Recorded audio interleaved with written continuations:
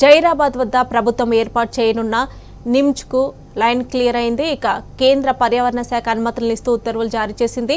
దీంతో ఆ ప్రాంతంలో భూముల అభివృద్ధి, పరిశ్రమల ఏర్పాటుకు అడ్డంకులు తొలగిపోయాయి. సంగారెడ్డి జిల్లా జహీరాబాద్ సమీపంలో ప్రభుత్వం ఏర్పాటు చేస్తున్న national investment and manufacturing zone కు కేంద్ర పర్యావరణ శాఖ అనుమతులు లభించాయి. ఈ మేరకు ఎక్స్పర్ట్ అప్రైజల్ కమిటీ ఉత్తర్వులు జారీ చేసింది.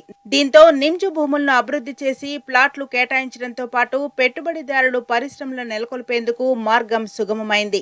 రాష్ట్ర పర్యావరణ అటవీ శాఖ ఇదివరకే అనుమతులు మంజూరు చేయగా కేంద్ర పర్యావరణ అనుమతుల కోసం TSIIC దరఖాస్తు చేసింది. కేంద్రం లేవనెత్తిన అభ్యంతరాలపై నివేదికను సమర్పించింది. ఈ క్రమంలోనే మార్చి 24, 25 తేదీల్లో కేంద్ర పర్యావరణ శాఖ నివేదికపై సంతృప్తి వ్యక్తం చేసి నిమ్జ్కు అనుమతులు మంజూరు ప్రకారం గ్రీన్ బెల్ట్ ఏరియా నిర్వహణ, వ్యర్థ జలాల శుద్ధి ప్లాంట్,